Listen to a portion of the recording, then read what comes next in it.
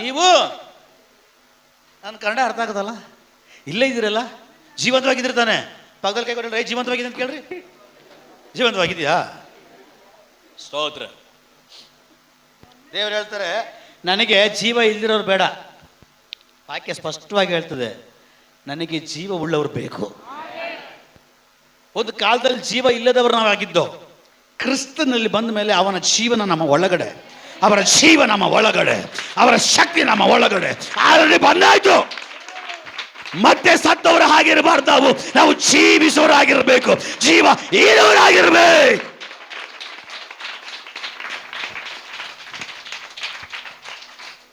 ಈಗ ನೀವ್ ಹೇಳ್ರಿ, ನಿಮ್ಮಲ್ಲಿ ಜೀವ ಇದೆಯಾ?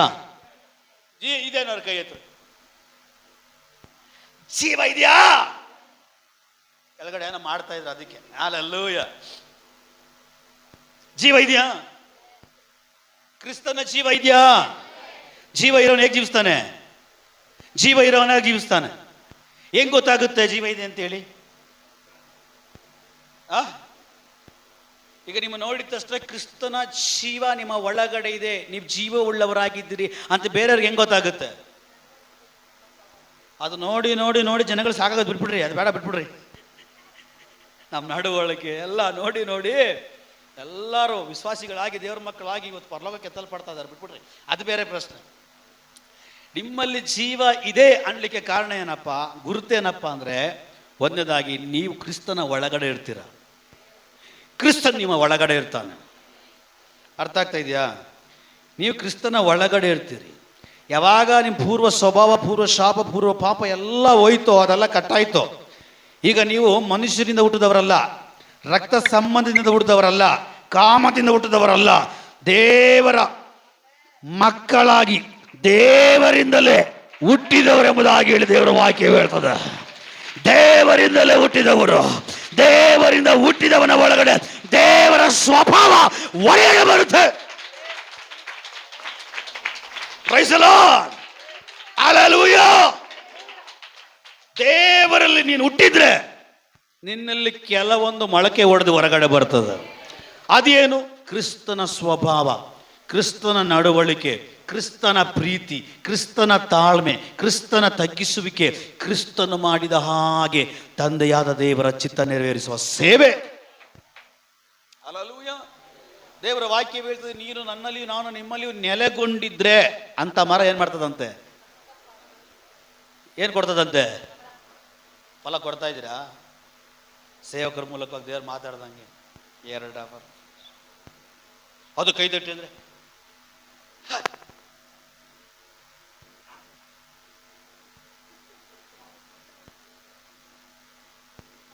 ಹೊಡಿತಾ ಇದ್ದಾರೆ, ನನಗೆ ಗೊತ್ತಿಲ್ಲ. ದೇವರನ್ನ ಪೂರ್ಣ ಬಲದಿಂದಲೂ, ಪೂರ್ಣ ಶಕ್ತಿಯಿಂದಲೋ, ಪೂರ್ಣ ಆತ್ಮನ ಮಹಿಮೆಯಿಂದಲೋ, ಪೂರ್ಣ ಹೃದಯದಿಂದಲೋ ನಾವು ಸೇವಿಸಬೇಕು, ಕೈಗೊಂಡು ನಡಿಬೇಕು, ನಾವು ಆರಾಧಿಸಬೇಕು. ಈಗ ನಾವು ಯಾವ ಮರ ಆಗಿದ್ದೀವಿ?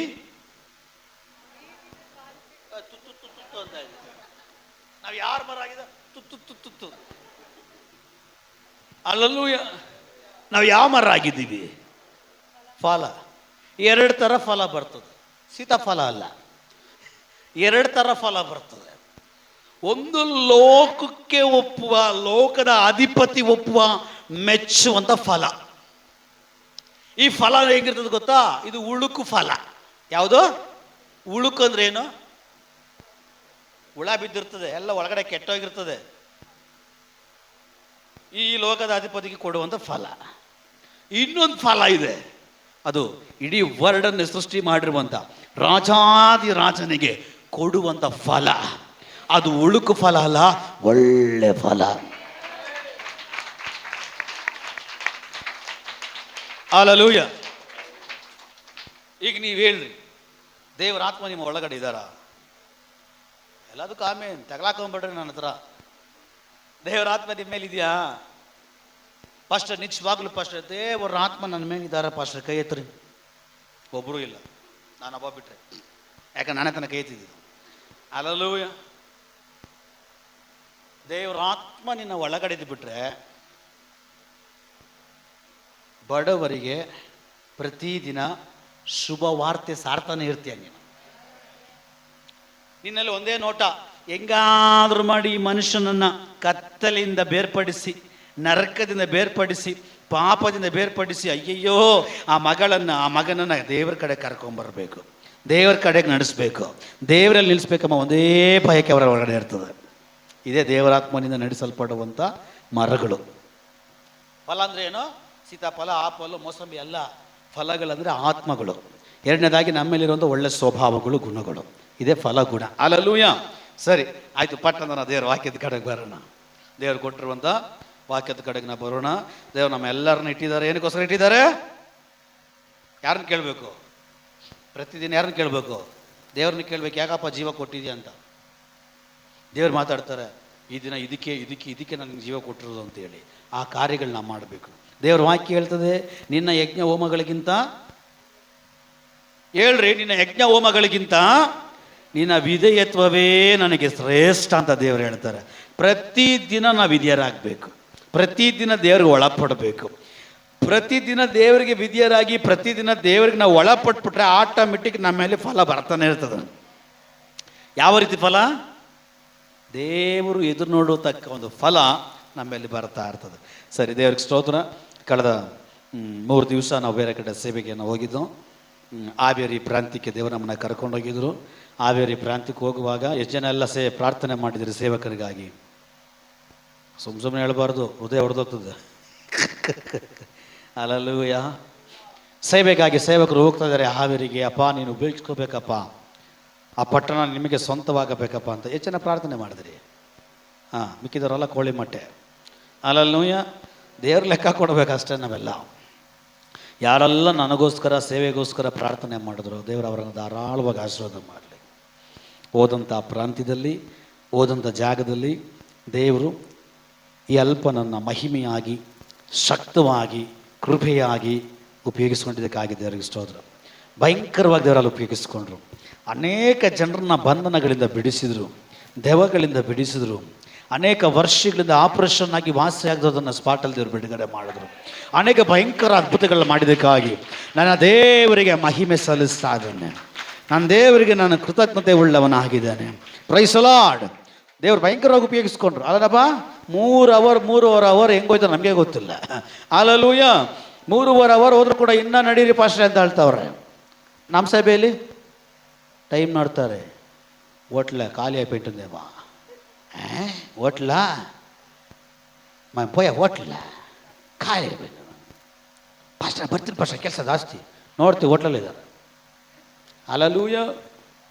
ಸರಿ ಬಿಡಿ, ಸುಮ್ಮನೆ ಯಾಕೆ ಅದೆಲ್ಲ ಮಾತಾಡಬೇಕು. ಬಾಯಿ ಸುಮ್ಮನೆ ಇರಲ್ಲ, ಇರೋ ಸತ್ಯ ಎಲ್ಲ ಹೇಳ್ಬಿಡ್ತದೆ ಬಾಯಿ. ಸರಿ, ದೇವರು ಕೊಟ್ಟ ವಾಕ್ಯದ ಕಡೆ ಹೋಗು.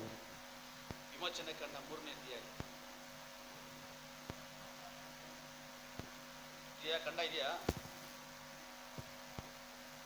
ವಿಮೋಚನೆ ಕಂಡ 3ನೇ ಅಧ್ಯಾಯ 1, 2, 3 ವಾಕ್ಯ ಬೇಗ ಪಟ್ಟಂದು ಸಹಾಯ ಮಾಡಿ. ಮೋಶೆ ತನ್ನ ಮಾವನಾಗಿರುವ ಮಿದ್ಯಾನ್ಯರ ಆಚಾರ್ಯನಾದ ಹಿತ್ರೋನನ ಮಂದೆಯನ್ನು ಮೇಯಿಸುತ್ತಿರುವಾಗ ಆ ಮಂದೆಯನ್ನು ಕಾಡಿನ ಹಿಂಭಾಗಕ್ಕೆ ನಡೆಸಿಕೊಂಡು ಹೋರೇಬ್ ಎಂಬ ದೇವರ ಬೆಟ್ಟಕ್ಕೆ ಬಂದನು. ಅಲ್ಲಿ ಮುಳ್ಳಿನ ಪೊದೆಯೊಳಗೆ ಉರಿಯುವ ಬೆಂಕಿಯಲ್ಲಿ ಯೆಹೋವನ ದೂತನು ಅವನಿಗೆ ಕಾಣಿಸಿಕೊಂಡು ಹೇಗೆಂದರೆ ಅವನು ಒಂದು ಮುಳ್ಳಿನ ಪೊದೆಯನ್ನು ಕಂಡನು. ಆ ಪೊದೆಯು ಬೆಂಕಿಯಿಂದ ಉರಿಯುತ್ತಿದ್ದರು, ಅದು ಸುಟ್ಟು ಹೋಗದೇ ಇತ್ತು. ಆಗ ಮೋಶೆ ನಾನು ದಾರಿ ಬಿಟ್ಟು ಈ ಆಶ್ಚರ್ಯವನ್ನು ನೋಡಿ ಪೊದೆಯು ಸುಟ್ಟು ಹೋಗದೆ ಇರುವುದಕ್ಕೆ ಕಾರಣವನ್ನು ತಿಳಿದುಕೊಳ್ಳುವೆನು ಅಂದುಕೊಂಡನು. ನೋಡುವುದಕ್ಕೆ ಅವನು ದಾರಿ ಬಿಟ್ಟಿದ್ದನು. ಯೆಹೋವನು ಕಂಡನು. ದೇವರು ಆ ಪೊದೆಯೊಳಗಿಂದ ಮೋಶೆಯೇ ಎಂದು ಕರೆದನು. ಅದಕ್ಕವನು ಇಗೋ ಸ್ವಾಮಿ ನಾನಿದ್ದೇನೆ ಎಂಬುದಾಗಿ ಹೇಳಿದನು. ದೇವರು ಅವನಿಗೆ, ನೀನು ಹತ್ತಿರ ಬರಬೇಡ, ನೀನು ಹತ್ತಿರ ಬರಬೇಡ, ನಿನ್ನ ಕಾಲಿನ ಕೆರಗಳನ್ನು ತೆಗೆದುಹಾಕು, ನಿನ್ನ ಕಾಲಿನಲ್ಲಿ ನೀನು ಹಾಕೊಂಡಿರುವಂತ ಕೆರಗಳನ್ನು ತೆಗೆದುಹಾಕು, ನೀನು ನಿಂತಿರುವ ಸ್ಥಳವು ಪರಿಶುದ್ಧ ನೀನು ಭೂಮಿ ನಿಂತಿರುವಂತ ಸ್ಥಳವು, ಈ ಭೂಮಿಯು ಅದು ಪರಿಶುದ್ಧವಾದುದು ಎಂದು ಹೇಳಿದನು. ಹಲ್ಲೆಲೂಯಾ. ಸಾಕು, ಹಲ್ಲೆಲೂಯಾ. ಇಲ್ಲೇ ಇದ್ದೀರಾ? ನಮ್ಮ ದೇವರು ಯಾರು? ಜೋರಾಗಿ ಹೇಳ್ಬೇಕು, ಮಾತಾಡಬೇಕು. ಮಗು ಏನ ಬೇರೆಗೆ ನಾವು ತುಪ್ಪ ಹಾಕ್ತೀವಿ ಅಲ್ವಾ? ಬೇರೆಗಳಿಗೆ, ಬೇರೆ ಕುಟುಂಬಗಳಿಗೆ, ಬೇರೆ ಮನೆಗಳಿಗೆ, ಬೇರೆ ಬಿಟ್ಟು ತುಪ್ಪ ಹಾಕ್ತೀವಿ. ಹಲ್ಲೆಲೂಯಾ. ಇಲ್ಲಿ ಕೂಡ ದೇವರ ವಾಕ್ಯ ಮಾತಾಡುವಾಗ ಸೆಂಟ್ರಲ್ ನೀವೇನು ಮಾಡಬೇಕು? ತುಪ್ಪ ಹಾಕಬೇಕು. ತುಪ್ಪ ಹಾಕಿದ್ರೆ ಏನಾಗುತ್ತೆ? ಜಾಸ್ತಿ ಉರಿಯುತ್ತೆ ಅಲ್ವಾ? ಹಲ್ಲೆಲೂಯಾ. ತುಪ್ಪ ಹಾಕಿದ್ರೆ ಏನಾಗುತ್ತೆ? ಹಲ್ಲೆಲೂಯಾ. ವಾಕ್ಯ ಹೊರಡ್ತಾ ಇರುವಾಗ ಸೆಂಟ್ರಲ್ ನೀವೇನು ಮಾಡಬೇಕು? ತುಪ್ಪ ಹಚ್ಚಬೇಕು. ಯಾವ ತುಪ್ಪ? ಸ್ತೋತ್ರ, ಆಮೇಲೆ ಹಲ್ಲೆಲೂಯಾ ಎಂಬ ತುಪ್ಪವನ್ನು ಹಾಕಬೇಕು. ಸರಿ, ಹಲ್ಲೆಲೂಯಾ. ಈಗ ನಮ್ಮೆಲ್ಲರಿಗೂ ಚೆನ್ನಾಗಿ ಗೊತ್ತು ಮೋಶೆ. ಎಷ್ಟು ಜನ ಗೊತ್ತು ಮೋಶೆ? ಎಲ್ರಿಗೂ ಗೊತ್ತು. ಹಲ್ಲೆಲೂಯಾ. ಮೋಶೆ ಐಗುಪ್ತ ದೇಶದಲ್ಲಿ ಅವನು ಜನಿಸಿದ. ಬಟ್ ಜನಿಸುವಾಗ ಸುಲಭವಾಗಿ ಅವನು ಜನಿಸಿಲ್ಲ. ತುಂಬ ಹೋರಾಟದಲ್ಲಿ, ಕಷ್ಟದಲ್ಲಿ, ಮರಣದ ದೂತ ಆವರಿಸಿಕೊಂಡಿರುವಂಥದ್ದು ಆ ಒಂದು ಮಧ್ಯದಲ್ಲಿ ಅವನು ಜನಿಸಿದ. ಮರಣದ ದೂತನು ಭಯಂಕರವಾಗಿ ಆಳ್ವಿಕೆ ಮಾಡುವಂಥ ಕಟ್ಟ ಕಾಲಗಳಲ್ಲಿ ಅವನು ಜನಿಸಿದರೂ ಕೂಡ ಅವನ ಪ್ರಾಣವನ್ನು ಆ ಸಂಹಾರ ದೂತನ ಕೈಯಲ್ಲಿ, ಆ ಒಂದು ಮರಣದ ದೂತನ ಕೈಯಲ್ಲಿ ಆ ಪ್ರಾಣವನ್ನು ಮುಟ್ಟಕ್ಕೆ ಸಾಧ್ಯವಾಗಿಲ್ಲ. ಯಾಕೆ ಅಂದರೆ ಆ ಮೋಶೆಯ ಮೇಲೆ ದೇವರ ಚಿತ್ತವಿತ್ತು. ಮೋಶೆಯ ಮೇಲೆ ದೇವರ ಚಿತ್ತವಿತ್ತು, ದೇವರ ಪದ್ಧತಿ ಇತ್ತು. ಇವತ್ತು ನಾನು ಹೇಳ್ತಾ ಇದ್ದೇನೆ, ನೀನು ಸಾಧಾರಣವಾಗಿ ಇಲ್ಲಿ ಬಂದಿಲ್ಲ. ನಿನ್ನ ಮೇಲೆ ದೇವರ ಚಿತ್ತ ಇದೆ, ನಿನ್ನ ಮೇಲೆ ದೇವರ ಉದ್ದೇಶ ಇದೆ, ನಿನ್ನ ಮೇಲೆ ದೇವರ ಪ್ಲಾನ್ ಇದೆ, ನಿನ್ನ ಮೇಲೆ ದೇವರ ಪದ್ಧತಿ ಇದೆ. ನೀನು ವ್ಯರ್ಥ ಅಲ್ಲ, ನೀನು ಪ್ರಯೋಜನ ಆಗದಿರೋರಲ್ಲ, ನೀವು ಪ್ರಯೋಜನ ಆಗುವಂಥವರು. ನೀವು ಅಜ್ಞಾನಿಗಳಲ್ಲ.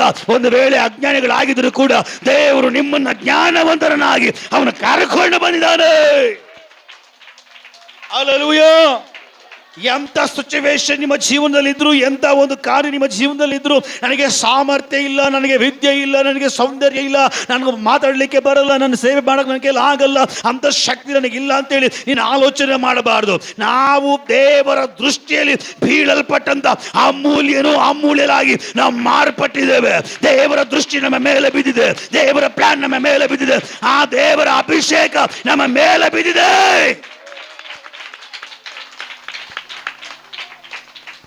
ದೇವರ ಚಿತ್ತ ನಿನ್ನ ಮೇಲೆ ಬಿದ್ದುಬಿಟ್ರೆ, ದೇವರ ದೃಷ್ಟಿ ನಿನ್ನ ಮೇಲೆ ಬಿದ್ದುಬಿಟ್ರೆ, ದೇವರ ಪ್ಲಾನ್ ನಿನ್ನ ಮೇಲೆ ಬಿದ್ದುಬಿಟ್ರೆ, ಫಸ್ಟ್ ಅವನು ಮಾಡೋದೇನು ಗೊತ್ತಾ? ತನ್ನ ಮಹಿಮೆಯಿಂದಲೋ, ತನ್ನ ಅಭಿಷೇಕದಿಂದಲೋ, ತನ್ನ ಆತ್ಮದಿಂದಲೋ ನಮ್ಮನ್ನು ತುಂಬಿಸ್ಬಿಡ್ತಾನೆ. ಹಲ್ಲೆಲೂಯಾ. ತನ್ನ ಮಹಿಮೆಯಿಂದಲೂ, ತನ್ನ ಅಭಿಷೇಕದಿಂದಲೂ, ತನ್ನ ಆತ್ಮದಿಂದಲೂ ತುಂಬಿಸಿಬಿಟ್ರೆ ನಿಮ್ಮ ಲೆವೆಲ್ ಚೇಂಜ್ ಆಗ್ತಾ ಹೋಗ್ತಾ ಇರ್ತದೆ. ನಿಮಗೆ ಗೊತ್ತಾಗಲ್ಲ, ನಿಮ್ಮ ಲೆವೆಲ್ ನಿಮಗೆ ಗೊತ್ತಾಗಲ್ಲ. ಕೆಲವೊಂದು ಕಾರ್ಯಗಳನ್ನು ಕೆಲವೊಮ್ಮೆ ಮಾಡಿರ್ತೀರ, ಬಟ್ ಅದು ಜಯಿಸೋಕ್ಕಾಗಿರಲ್ಲ. ಬಟ್ ಈ ಅಭಿಷೇಕ, ಈ ಸಾನ್ನಿಧ್ಯ, ಈ ದೇವರಾತ್ಮ ಬಂದ್ಬಿಟ್ರೆ ಅವುಗಳೆಲ್ಲವನ್ನು ಜಯಿಸ್ಕೊಂಡು ಹೋಗ್ತಾ ಇರ್ತದೆ. ಕೆಲವೊಮ್ಮೆ ತಿರುಗಿ ನೋಡ್ತೀರ, ಲಾಸ್ಟ್ ಟೈಮಲ್ಲಿ ನಾನು ಮಾಡಿದೆ ಆಗಿಲ್ಲ, ಇವಾಗ ಆಗ್ತಾ ಇದೆ. ಯಾಕೆಂದರೆ ಆವಾಗ ನಿನ್ನಲ್ಲಿ ಮಹಿಮೆ ಇರಲಿಲ್ಲ, ಆವಾಗ ನಿನ್ನ ಮೇಲೆ ದೇವರ ಚಿತ್ತ ಇರಲಿಲ್ಲ, ಆವಾಗ ನಿನ್ನ ಮೇಲೆ ದೇವರ ಪದ್ಧತಿ ಇರಲಿಲ್ಲ, ಆವಾಗ ನಿನ್ನ ಮೇಲೆ ದೇವರ ಸಾನ್ನಿಧ್ಯ ಇರಲಿಲ್ಲ, ಆವಾಗ ನಿನ್ನ ಮೇಲೆ ದೇವರ ಅಭಿಷೇಕ ಇರಲಿಲ್ಲ, ಆವಾಗ ದೇವರ ಒಂದು ಪದ್ಧತಿ ನೋಟ ನಿನ್ನ ಮೇಲಿರಲಿಲ್ಲ. ಯಾವಾಗ ನೀರಿನಲ್ಲಿ ಮುಳುಗಿ ದೀಕ್ಷೆಯನ್ನು ತೆಗೆದುಕೊಂಡು ದೇವರ ಮಗನಾಗಿ, ದೇವರ ಮಗಳಾಗಿ ನೀನು ಮಾರ್ಪಟ್ಟ ಅವನ ಚಿತ್ತದ ಮುದ್ರೆ ನಿನ್ನ ಮೇಲೆ ಹಾಕಲ್ಪಟ್ಟಿದೆ, ನಿನ್ನ ಮೇಲೆ ಹಾಕಲ್ಪಟ್ಟಿದೆ, ನಿನ್ನ ಮನೆ ಮೇಲೆ ಹಾಕಲ್ಪಟ್ಟಿದೆ, ನಿನ್ನ ಮಕ್ಕಳ ಮೇಲೆ ಹಾಕಲ್ಪಟ್ಟಿದೆ. ದೇವರ ವಾಕ್ಯ ವೇದದೆ, ಕುಟುಂಬದಲ್ಲಿ ಒಬ್ಬರು ರಕ್ಷಣೆ ಬಂದ್ರೆ ಇಡೀ ಕುಟುಂಬವೇ ರಕ್ಷಣೆ ಹೊಂದುತ್ತೆ. ಅಂದ್ರೆ ನಿನ್ನ ಕುಟುಂಬದ ಮೇಲೆ ದೇವರ ಮುದ್ರೆ ಬಿದ್ದಾಯ್ತು. ಅದಕ್ಕೆ ಪೌಲ ಹೇಳ್ತಾನೆ, ಇನ್ನ ಜೀವಿಸೋದು ನಾನಲ್ಲ, ಇನ್ನ ಜೀವಿಸೋದು ಮತ್ತಿನ್ಯಾರು? ಹೇಳ್ತೀವಿ, ಜೀವಿಸೋದು ನಾನಲ್ಲ, ಜೀವಿಸೋದು ಯಾರು? ಇನ್ನ ಜೀವಿಸೋದಾದ್ರೆ ಜೀವಿಸೋದು ನಾನಲ್ಲ, ನನ್ನಲ್ಲಿ ಜೀವಿಸೋದು ಕ್ರಿಸ್ತನೇ. ನನ್ನನ್ನು ನೋಡುವವರು ನನ್ನನ್ನು ನೋಡುವವರಾಗಿರಬಾರ್ದು, ನನ್ನನ್ನು ನೋಡುವವರು ನನ್ನ ಯೇಸುವನ್ನ ನನ್ನ ಯೇಸುವಿನ ಮಹಿಮೆಯನ್ನ, ನನ್ನ ಯೇಸುವಿನ ರಕ್ಷಣೆಯನ್ನ, ಆ ಯೇಸುವಿನ ಕೃಪೆಯನ್ನ ನನ್ನಲ್ಲಿ ಜನರು ಲೋಕ ನೋಡುವಂತವರಾಗಿರಬೇಕು.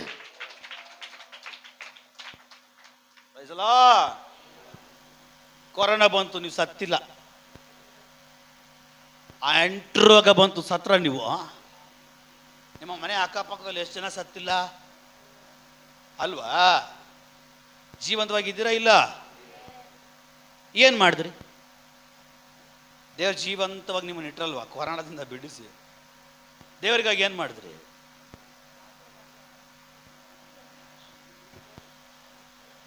ಹಲ್ಲೆಲೂಯಾ.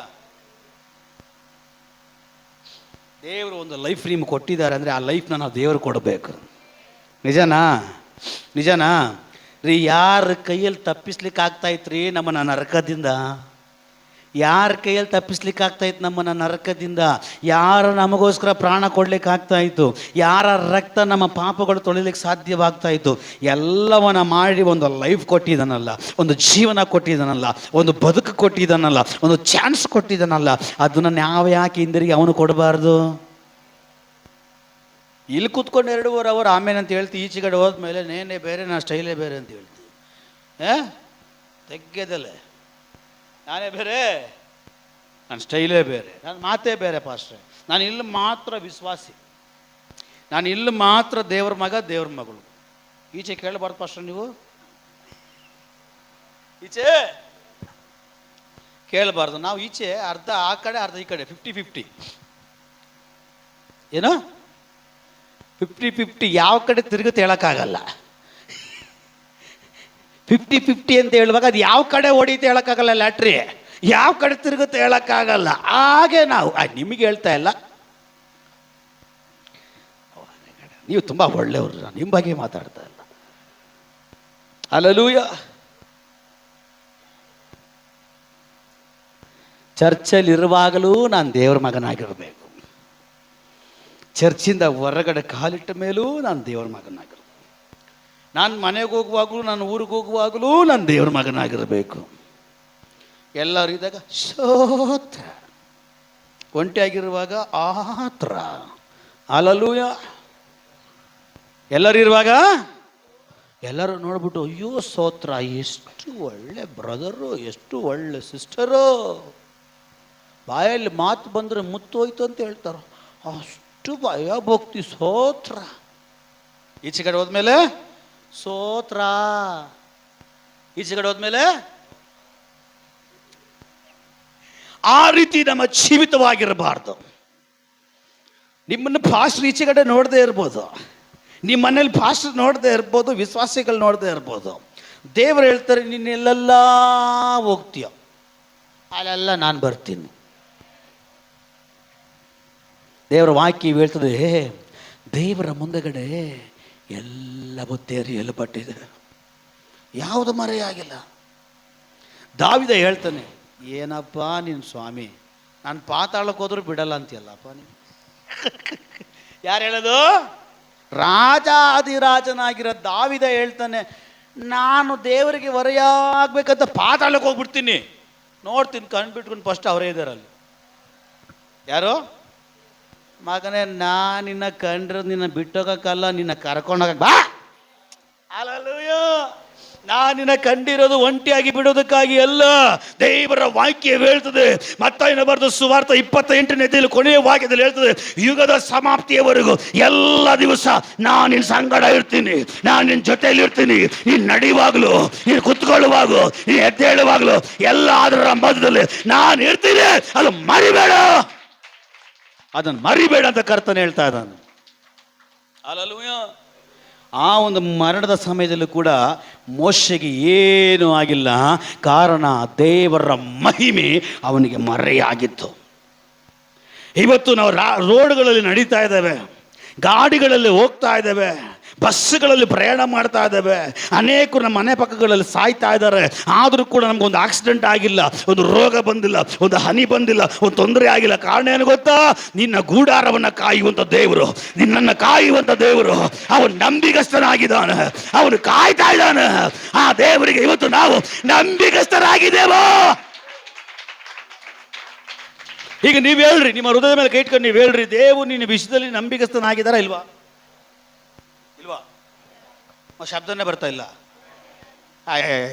ಜೋರಾಗಿ ಹೇಳ್ರಿ, ದೇವರು ನಿಮ್ಮ ವಿಷಯದಲ್ಲಿ ನಂಬಿಕಸ್ಥನಾಗಿದ್ದಾನ ಇಲ್ವಾ? ಆಗಿದಾರಾ?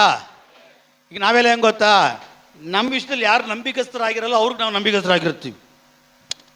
ನಮ್ಮ ವಿಷಯದಲ್ಲಿ ಯಾರು ನಂಬಿಕಸ್ಥರಾಗಿರಲ್ವೋ ಈ ಭೂಲೋಕದಲ್ಲಿರೋ ಜನಗಳಿಗೆ ಅವ್ರಿಗೆ ನಾವು ನಂಬಿಕಸ್ಥರಾಗಿರ್ತೀವಿ. ಆದರೆ ದೇವರು ಹೇಳ್ತಾರೆ, ನಾನು ಮನುಷ್ಯನ ಹಾಗೆ ಅಲ್ಲ. ಮನುಷ್ಯನ ಹೇಗೆ? ಮುಂದೆಗಡೆ ಒಳ್ಳೇದಾಗಲಿ, ಹಿಂದೆಗಡೆ ಫಸ್ಟು ಮುಗಿಸ್ಬೇಕು ಇವನ್ನ, ಕೆಡಬೇಕು ಇವನ್ನ, ಎಳಿಬೇಕು ಇವನ್ನ, ಕೆಳಗಡೆ ಬೀಳಿಸ್ಬೇಕು ಇವನ್ನ. ಮನುಷ್ಯನು ಒಳಗೆ ಒಂದಾಗಲಿ ಹೊರಗೆ ಒಂದಾಗಲಿ ಅಂತ ಹೇಳಿ ನೆನೆಸ್ತಾನೆ. ಬಟ್ ನನ್ನ ದೇವರು ಅವನು ಹೇಳ್ತಾನೆ, ಈ ಲೋಕದಲ್ಲಿರುವಂಥ ಒಬ್ಬ ತಂದೆ, ಒಬ್ಬ ಕೆಟ್ಟ ತಂದೆ, ನಿನ್ನ ಮೀನು ಕೇಳಿದ್ರೆ ಅವು ಕೊಡ್ತಾನ, ರೊಟ್ಟಿ ಕೇಳಿದ್ರೆ ಕಳ್ಳು ಕೊಟ್ಟಿದ್ದಾನ? ಕೂತಿರ ನೋಡ್ರೆ ಕಲ್ಲೇ ತಿನ್ನಂಗಿದ್ದೀರಿ. ಚೋರಾಗಿ ಹೇಳ್ರಿ, ಬರ್ತೀವಿ ನಿಮ್ಮ ಕೆರೆಗೆ. ಅಲ್ಲಲ್ಲೂಯ್ಯ. ಈ ಲೋಕದಲ್ಲಿರುವಂಥ ಕೆಟ್ಟ ತಂದೆ, ನಮ್ಮ ತಂದೆ ನಾವು ಏನೋ ಕೇಳುವಾಗ ಮೀನು ಕೇಳಿದ್ರೆ ಯಾವ ಕೊಟ್ಟಿದ್ದಾರಾ? ರೊಟ್ಟಿ ಕೇಳಿದ್ರೆ ಕಲ್ಲು ಕೊಟ್ಟಿದ್ದಾರಾ? ಈ ಲೋಕದಲ್ಲಿರೋ ಕೆಟ್ಟವನ್ನೇ ಆ ರೀತಿ ನಿಮ್ಗೆ ಒಳ್ಳೇದು ಮಾಡೋದಾದರೆ ದೇವ್ರು ಹೇಳ್ತಾರೆ, ಪರಲೋಕದಲ್ಲಿರುವಂಥ ದೇವರು ಆ ತಂದೆ ಇನ್ನು ಎಷ್ಟು ನಿಮ್ಗೆ ಆಡಲ್ಲ. ಅಲ್ಲಲ್ಲೂಯ್ಯ. ಒಳ್ಳೆ ತಂದೆ ಆಗಿದ್ದಾನೆ, ಅವನು ನಂಬಿಗಸ್ತನಾಗಿದ್ದಾನೆ. ನಾವು ಯಾಕೆ ನಂಬಿಗಸ್ತರಾಗಿಲ್ಲ? ನಾವು ಯಾಕೆ ನಂಬಿಗಸ್ತಕ್ಕೆ ಕಳ್ಕೊಳ್ತಾ ಇದ್ದೇವೆ? ನಾವೆಲ್ಲ ಒಂದು ಶಬ್ದ ಕೇಳಲಿಕ್ಕೋಸ್ಕರ ಇಷ್ಟು ಕಷ್ಟಪಡ್ತಾ ಇರೋದು, ಗೊತ್ತಾ? ಒಂದೇ ಒಂದು ಶಬ್ದ ಕೇಳೋದಕ್ಕೋಸ್ಕರ ನಾವು ಈ ಲೋಕದಲ್ಲಿ ಎಲ್ಲ ಬಿಟ್ಟು ಕ್ರಿಸ್ತನ ಹಿಂದೆಗಡೆ ಓಡಿ ಓಡಿ ಓಡಿ ಕಷ್ಟಪಡ್ತಾ ಇದ್ದೀವಿ. ಅದು ಯಾವ ಶಬ್ದ ಹೇಳ್ರಿ? ತುತ್ತೂರಿ ಶಬ್ದ ಬಿಡ್ರಿ. ಅದು ದೇವದೂತ ಬಂದು ತುತ್ತೂರಿ ಊದಿ, ಅದಕ್ಕಿಂತ ಮುಂಚೆ ದೇವ್ರು ಮಾತಾಡಿ. ನಾನು ಹೇಳಿದೆ ಲಾಸ್ಟ್ ಟೈಮ್ನಲ್ಲಿ, ಅಕ್ಲೀನಾಗ ವಾಕ್ಯ ನೀವು ಓದಿ ನೋಡ್ರಿ. ಆಜ್ಞಾ ಘೋಷದೊಂದಿಗೆ ಬರ್ತಾರಂತೆ, ಆ ಘೋಷಕ್ಕೂ ಜನಗಳು ಬಗ್ಗಲ್ಲ.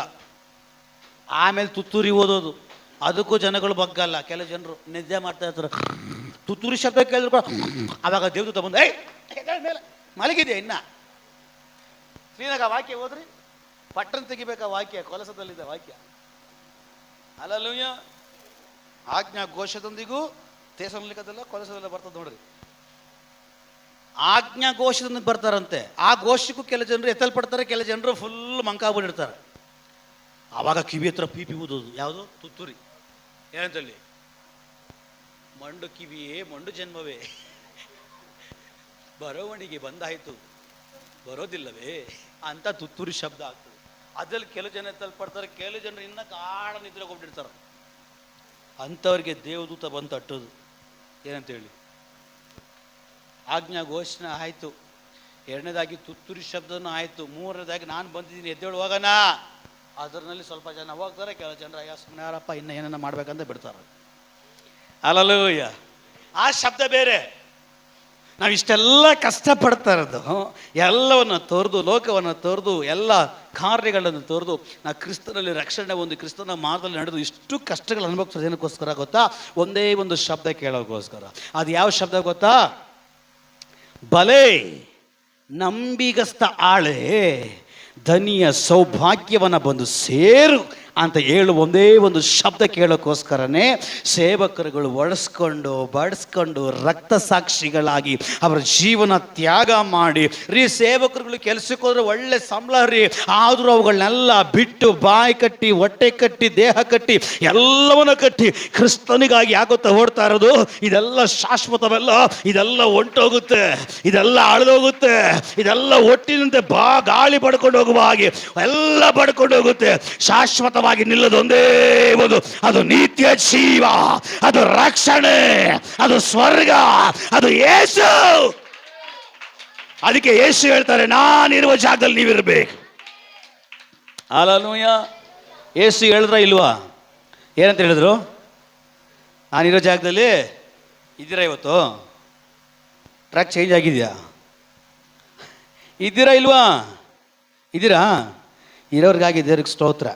ಟ್ರ್ಯಾಕ್ ಚೇಂಜ್ ಆಗಿಬಿಟ್ರೆ ಇವತ್ತು ಮನೆ ತಿರುಗಿ ಬಂದುಬಿಡ್ರಿ, ಹಿಂತಿರುಗಿ ಬಂದುಬಿಡ್ರಿ. ಅಲ್ಲಲ್ಲೂಯ್ಯ. ನಾವು ಮೋಶೆಯ ಬಗ್ಗೆ ಧ್ಯಾನ ಮಾಡ್ತಾ ಇದ್ದೀವಿ. ಮೋಶೆಯ ಕಟ್ಟಕಾಲದಲ್ಲಿ ಮರಣ ಆವರಿಸ್ಕೊಂಡಿತ್ತು, ಅದರಲ್ಲೂ ಕೂಡ ಮರಣ ಅವನ ಮುಟ್ಟಕ್ಕಾಗಿಲ್ಲ. ನೀರಿನ ಒಳಗಡೆ ಹಾಕಿದ್ರು, ನೀರು ಕೂಡ ಅವನ್ನ ಮುಟ್ಟಕ್ಕಾಗಿಲ್ಲ. ಯಾಕೆಂದರೆ ಅವನ ಮೇಲೆ ದೇವರ ಉದ್ದೇಶ, ದೇವರ ಪದ್ಧತಿ ಇತ್ತು. ಆಮೇಲೆಲ್ಲರಿಗೂ ಚೆನ್ನಾಗಿ ಗೊತ್ತು, 40 ವರ್ಷ ಅವನ ಐಗುಪ್ತ ದೇಶದಲ್ಲಿ ಒಳ್ಳೆಯ ರೀತಿಯಲ್ಲಿ ವಿದ್ಯೆ ಎಲ್ಲವನ್ನ ಕಲ್ತಿದ್ದಂಥ ಒಂದು ಪಂಡಿತ, ಒಳ್ಳೆಯ ಒಂದು ಸಾಮರ್ಥ್ಯವುಳ್ಳಂಥ ವಿಶೇಷವುಳ್ಳ ಮನುಷ್ಯನಾಗಿದ್ದ ಈ ಮೋಸೆ.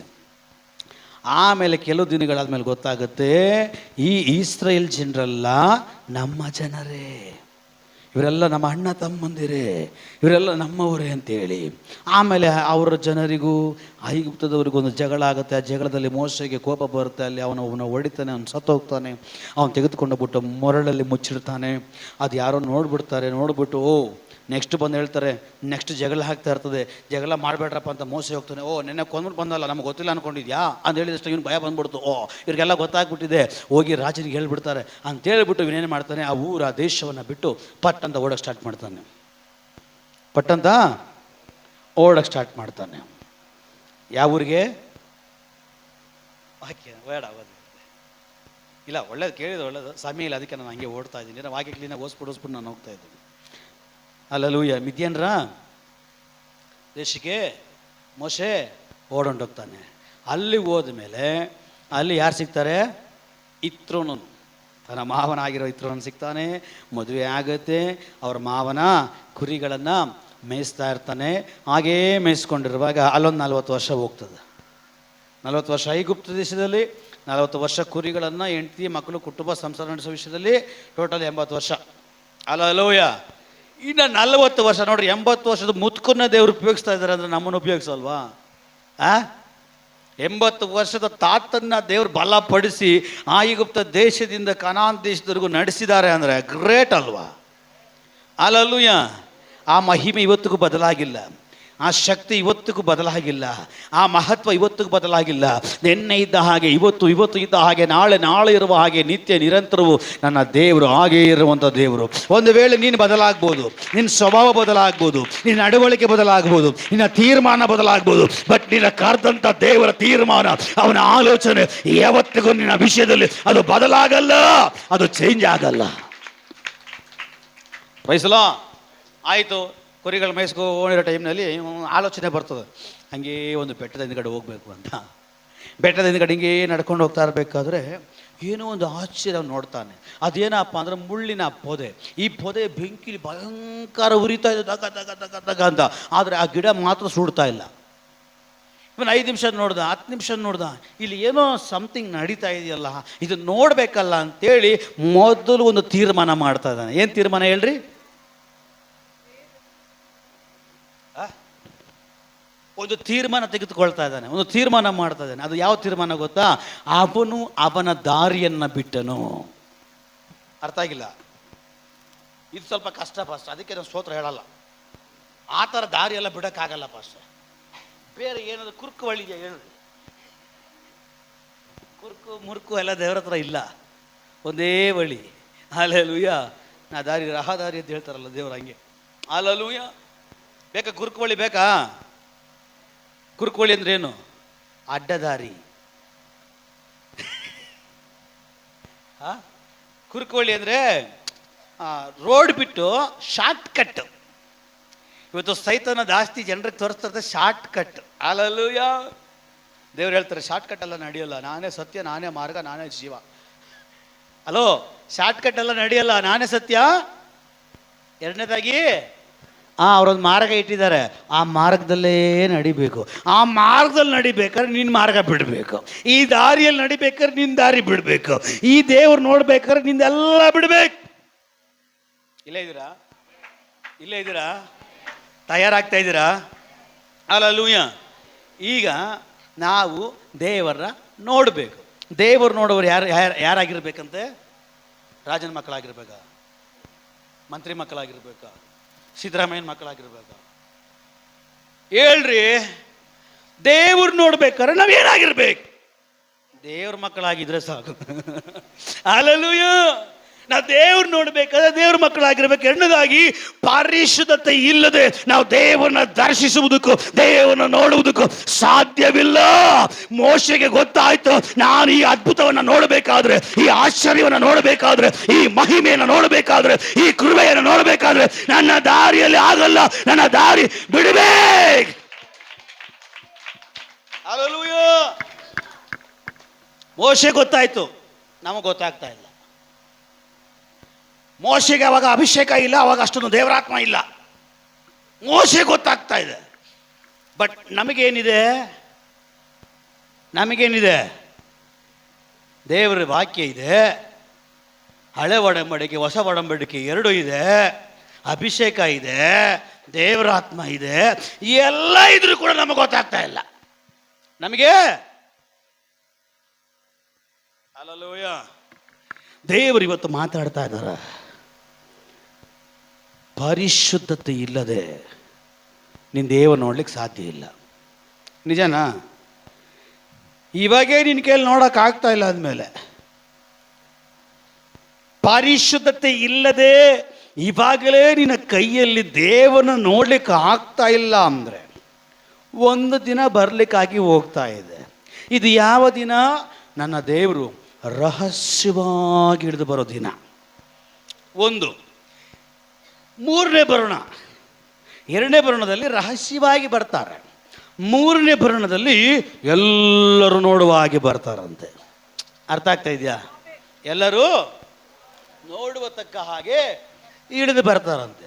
ಇಲ್ಲಿ ವಾಕ್ಯ ಬೀಳ್ತದೆ, ಇದು ವಾಕ್ಯ ಬೀಳ್ತದೆ, ಪರಿಶುದ್ಧತೆ ಇಲ್ಲದೆ ದೇವರನ್ನ ಕಾಣ್ಲಿಕ್ಕಾಗಲ್ಲ ಅಂತೆ. ಈಗ ರಹಸ್ಯ ಬರಣದಲ್ಲಿ ಎತ್ತಲ್ಪಡೋರು ಧನ್ಯರು. ಎತ್ತಲ್ಪಟ್ಟ ಆದ್ಮೇಲೆ ಅವನು ಬರ್ತಾನೆ. ಯಾರು? ದೊಡ್ಡಪ್ಪ. ಯಾರು? ದೊಡ್ಡಪ್ಪನ. ರಹಸ್ಯ ಬರಣ ಎತ್ತಲ್ಪಟ್ಟ ಆದ್ಮೇಲೆ ದೊಡ್ಡಪ್ಪ ಬರ್ತಾನಂತೆ. ಅವನು ಯಾರು? ಅಂದಿಕ್ರಿಸ್ತು ಅಲ್ಲ, ಅಂತಿಕ್ರಿಸ್ತು. ಆಮೇಲೆ ಅಂದಿಗೆ ಬೇಜಾರಾಗ್ತದೆ. ಅವನ ಹೆಸರೇನು? ಅಂತಿಕ್ರಿಸ್ತು. ಈಗ ಇವನು ಬಂದ್ಬಿಟ್ಟು ಏನು ಮಾಡ್ತಾನೆ? 7.5 ವರ್ಷ ಇಲ್ಲಿ ಆಳ್ವಿಕೆ ಮಾಡ್ತಾನೆ. ಎಷ್ಟು? ಅದಕ್ಕೆ ದೇವರು ಹೇಳ್ತಾರೆ, ರಹಸ್ಯ ಬರಣದಲ್ಲಿ ಎತ್ತಲ್ಪಡುವಂಥವರು ಧನ್ಯರು. ರಹಸ್ಯ ಬರಣದಲ್ಲಿ ಎತ್ತಲ್ಪಡುವಂಥವರು ಧನ್ಯರು. ಎತ್ತಲ್ಪಟ್ಟಾದ್ಮೇಲೆ ಅವನು ಬರ್ತಾನೆ, ಅವನ ಆಳ್ವಿಕೆ ಸ್ಟಾರ್ಟ್ ಆಗುತ್ತೆ. ಎಷ್ಟು ವರ್ಷ? 7.5 ವರ್ಷ. ಭಯಂಕರ ಹಿಂಸೆ, ಭಯಂಕರ ಹೋರಾಟ, ಭಯಂಕರ ಚಿತ್ರಹಿಂಸೆ. ಯಾರಿಗೆ? ದೇವ್ರ ಮಕ್ಕಳಿಗೆ.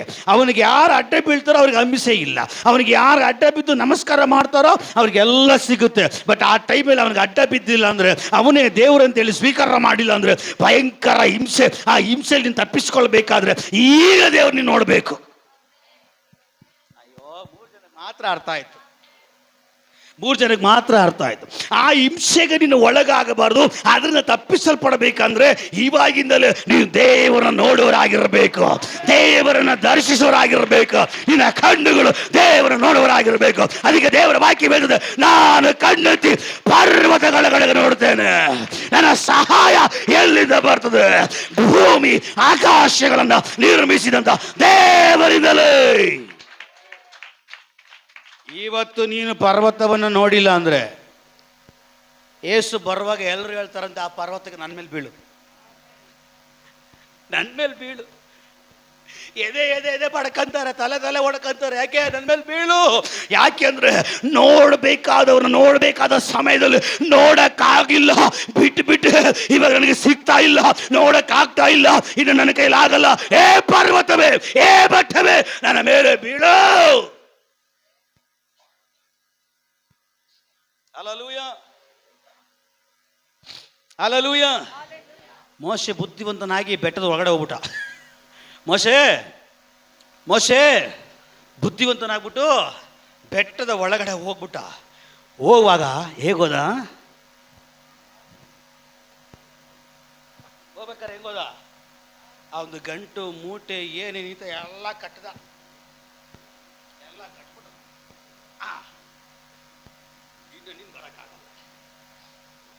ಇನ್ನು ನೀನು ಯಾಕಂದ್ರೆ ನಾನು ಹೋಗ್ತಾ ಇರುವಂಥ ಹೊಳಿ ಇದೆಯಲ್ಲ, ಅದು ಕುರುಕು ಹೊಳಿ ಅಲ್ಲ, ಈಗ ನಾನು ಹೋಗ್ತಾ ಇರೋಂಥ ಬಾಗಿಲಿದೆಯಲ್ಲ, ಅದು ಅಗಲವಾದ ಬಾಗಿಲಲ್ಲ. ಹಲೋ, ಈಗ ನಾನು ಹೋಗ್ತಾ ಇರುವಂಥ ಬಾಗಿಲಿದೆಯಲ್ಲ, ಬಾಗಿಲು ಅದು ಅಗಲವಾದ ಬಾಗಿಲಲ್ಲ. ಈಗ ನಾನು ಹೋಗ್ತಾ ಇರುವಂಥ ಬಾಗಿಲು ತುಂಬ ಇಕ್ಕಟ್ಟಾದ ಬಾಗಿಲು. ಹಲ್ಲೆಲೂಯಾ. ದೇವರ ವಾಕ್ಯ ಬೀಳ್ತದೆ, ದೇವರ ಸಮೀಪಕ್ಕೆ, ದೇವರ ರಾಜ್ಯಕ್ಕೆ, ದೇವರ ಹತ್ರ ಹೋಗುವಂಥ ಬಾಗಿಲು ಅದು ಭಯಂಕರವಾದ ಬಾಗಿಲು. ಅದು ಅಗಲವಾದ ಬಾಗಿಲಲ್ಲ, ಅದು ಇಕ್ಕಟ್ಟಾದ ಬಾಗಿಲು.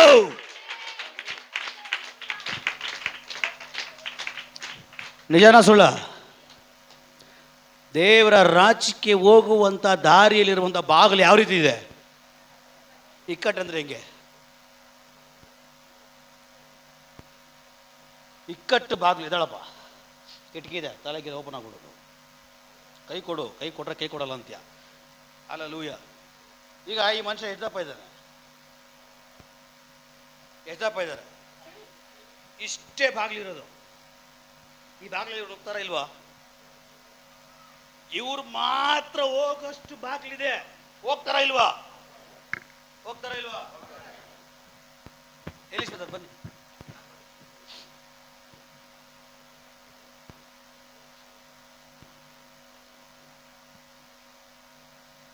ಹಲ್ಲೆಲೂಯಾ. ನಿಮ್ಗೆ ಅರ್ಥ ಆಗೋದಕ್ಕೋಸ್ಕರ ಹೇಳ್ತಾ ಇದ್ದೀನಿ ಅಷ್ಟೇ. ಎಲ್ಲ ಒಳ್ಳೆಯವರೇನೆ. ಹಲ್ಲೆಲೂಯಾ. ಇವ್ರ ದಪ್ಪ ಇದ್ದಾರೆ, ಇವ್ರ ದಪ್ಪ ಇದ್ದಾರೆ. ಬಾಗಿಲು ಬಂದು ಗಿಲ್ಟ್ರೇಷನ್ ಎಲ್ಲ ಮಾಡೋಕ್ಕಾಗಲ್ಲ. ಅಲ್ಲಿ ಕಾರ್ಪೆಂಟ್ರೂ ಇಲ್ಲ, ಅಲ್ಲಿ ತೋಪಡನೂ ಇಲ್ಲ. ಅಲ್ಲಿ ಕಾರ್ಪೆಂಟ್ರು ಇಲ್ಲ. ಬಾಗಿಲು ಎಷ್ಟಿದ ಹಂಗೆ ಹಿಂಗೆ ಹೋಗ್ಬಾರ್ದು, ಸ್ಟ್ರೈಟೇ ಹೋಗ್ಬೇಕು. ಹಂಗಿಂಗೆ ಹೋಗ್ಬಾರ್ದು. ಹಂಗಿಂಗೆ ಹೋದ ಸಹಿತ ಲಾಕ್ ಮಾಡ್ತಾನೆ, ಕೊಕ್ಕಿ ಹಾಕಿ ಹೇಳ್ಕೊಂಡ್ಬಿಡ್ತಾನೆ. ಹಂಗೆ ಹಿಂಗೆ ತಿರುಗಬಾರ್ದು, ನೆಟ್ಟಿಗೆ ಸ್ಟ್ರೈಟಾಗಿ ಹೋಗ್ಬೇಕು. ಈಗ ನೆಟ್ಟಿಗೆ ಸ್ಟ್ರೈಟಿಗೆ ಹೋಗೋ ಬಾಗಿಲು ಬಂದು ಇವರು ಎಷ್ಟು ಸೈಜ್ ಇದ್ದಾರೋ ಆ ಸೈಜ್ ಮಾತ್ರ ಹೋಗುವ ಹಾಗೆ ಇರುವಂಥ ಬಾಗಿಲು. ಆ ಬಾಗಿಲಲ್ಲಿ 1 ಇಂಚು ಸ್ವಲ್ಪ ದೊಡ್ಡದಾಗಿದ್ರು ಕೂಡ ಹೋಗೋಕ್ಕಾಗಲ್ಲ. ಈಗ ಆ ಬಾಗಿಲು ಮುಂದೆಗಡೆ ಇವ್ರು ನಿಲ್ಲಿಸ್ತೀನಿ. ಹೋಯ್ತೀರಾ? ಜೋರಾಗಿ ಮಾತಾಡಿ. ಹೋಯ್ತೀರಾ? ಹೋಗೋಕ್ಕಾಗಲ್ಲ. ಯಾಕೆ? ಜೋರಾಗಿ ಯಾಕೆ ಹೋಗೋಕ್ಕಾಗಲ್ಲ? ದಪ್ಪ ಇರೋದಕ್ಕೆ. ದಪ್ಪ ಇರೋದಕ್ಕೆ. ಬಾಗಿಲು ಚಿಕ್ಕದಾಗಿದೆ. ಬಾಗಿಲು ಚಿಕ್ಕದಾಗಿದೆ. ಈಗ ಒಳಗಡೆ ಹೋಗ್ಬೇಕಾದ್ರೆ ಏನ್ ಮಾಡ್ಬೇಕು? ರಾಬರ್ಟ್ ತರ ಸಣ್ಣ ಆಗ್ಬೇಕು. ಅಂದ್ರೆ ಹೊಟ್ಟೆ ಕರಗಬೇಕು. ಹಲ್ಲೆಲೂಯಾ. ಕೂತ್ಕೊಳ್ಳಿ ಅಲ್ವಾ? ಈಗ ಹೊಟ್ಟೆ ಕರಗಬೇಕು ಅಂದ್ರೆ ಏನ್ ಮಾಡ್ತೀರಾ? ಹಂಗಂತ ಹೇಳ್ಬಿಟ್ಟು ಪಾಸ್ಟರ್ ಹೇಳಿದ್ದಾರೆ, ನೋಡಿ ಮಕ್ಕಳೇ, ನೀವು ಮಕ್ಕಳ ಜಿಮ್ಗೆ ಹೋಗ್ರಿ. ನೋಡು, ನಾನು ನಿನ್ನ ಫ್ಯಾಮಿಲಿ ಜಿಮ್ಗೆ ಹೋಗೋಣ. ಹೋಗ್ಬಿಟ್ಟು ಹೊಟ್ಟೆ ಗಿಟ್ಟೆ ಎಲ್ಲ ಕರೆಸ್ಬಿಟ್ಟು ಸಣ್ಣ ಹಾಕ್ಬಿಡೋಣ, ನಾ ಪರ್ಲೋಕಕ್ಕೆ ಹೋಗ್ಬಿಡ್ತೀನಿ ಅಂತ ನೆನ್ಸ್ಕೊಂಬೇಡ್ರಿ. ಆ ಸಣ್ಣದ ಬಗ್ಗೆ ನಾನು ಮಾತಾಡ್ತಾ ಇಲ್ಲ. ಈಗ ಇವ್ರ ಸೈಜ್ಗೆ ಅವ್ರು ಬರಬೇಕಾದ್ರೆ ಅವರ ಒಳಗಡೆ ಇದ್ದಂಥ ಕೊಬ್ಬಿನಾಂಶನಿಂದ ಬಂದಿರುವ ಮಾಂಸಗಳೆಲ್ಲ ಕರಗಬೇಕು. ಅರ್ಥ ಏನು? ಅದನ್ನೆಲ್ಲ ಇಟ್ಕೊಂಡು ಒಳಗಡೆ ಹೋಗ್ಲಿಕ್ಕೆ ಆಗಲ್ಲ. ಈಗ ಒಳಗಡೆ ಹೋಗ್ಬೇಕಾದ್ರೆ ಎಲ್ಲ ಕಟ್ಟಾಗಬೇಕು, ಎಲ್ಲ ಕಡಿಬೇಕು. ಅದೇ ಅಲ್ಲಿ ಮೋಸ ಮಾಡ್ತಾ ಇರೋದು. ಅವನ ಗಂಟು ಮೂಟೆ ಎಲ್ಲ ಕಟ್ಬಿಟ್ಟು ಒಳಗಡೆ ನೀವು ಬರೋಕ್ಕಾಗಲ್ಲ, ನೀ ಜೊತೆಯಲ್ಲಿ ಬಂದರೆ ನಾನು ಒಳಗಡೆ ಹೋಗೋಕ್ಕಾಗಲ್ಲ. ಒಂದು ಕೆಲಸ ಮಾಡಿರಿ, ನಾನು ನಿಮ್ಮನ್ನೆಲ್ಲ ಕಟ್ಬಿಟ್ಟು ಇಲ್ಲೇ ಇಡ್ತು, ನಿಮ್ಮ ದಾರಿ ಬಿಟ್ಟು ಈ ದಾರಿಗೆ ಹೋಗ್ತೀನಿ ಅಂತ ಅವನು ದೇವರ ದಾರಿ ಒಳಗಡೆ ಹೋದ. ಇನ್ನ ಕಾಲ ಇಲ್ಲ, ಇನ್ನ ಸಮಯ ಇಲ್ಲ. ರಾಜಾದಿರಾಜನು ಬರುವುದಕ್ಕಾಗಿ ಹೋಗ್ತಾ ಇದ್ದಾನೆ. ಅವನು ತಯಾರಾಗಿದ್ದಾನೆ, ಅವನು ರೆಡಿ ಆಗಿದ್ದಾನೆ. Are you ready? ಹಲ್ಲೆಲೂಯಾ. ಇನ್ನ ಸಮಯ ಇಲ್ಲ, ಇನ್ನ ಕಾಲ ಇಲ್ಲ, ಇನ್ನ ಅವಧಿ ಇಲ್ಲ. ಇರುವ ಸಮಯದಲ್ಲಿ ನಾವು ರೆಡಿ ಆಗ್ಬೇಕು, ನಾವು ತಯಾರಾಗ್ಬೇಕು. ಮೊದಲಿಗನು ಬರ್ಲಿಕ್ಕಾಗಿ ಹೋಗ್ತಾ ಇದ್ದಾನೆ.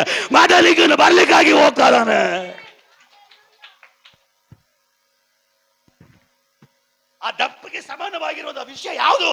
ಕೋಪ, ಹೊಟ್ಟೆ ಕಿಚ್ಚು, ಪಾಪದ ಸ್ವಭಾವ. ಈ ಎಲ್ಲ ಲೋಕಕ್ಕೆ ಸಂಬಂಧಪಟ್ಟ ಕಾರ್ಯಗಳನ್ನು ಕಡಿಬೇಕು ನಾವು.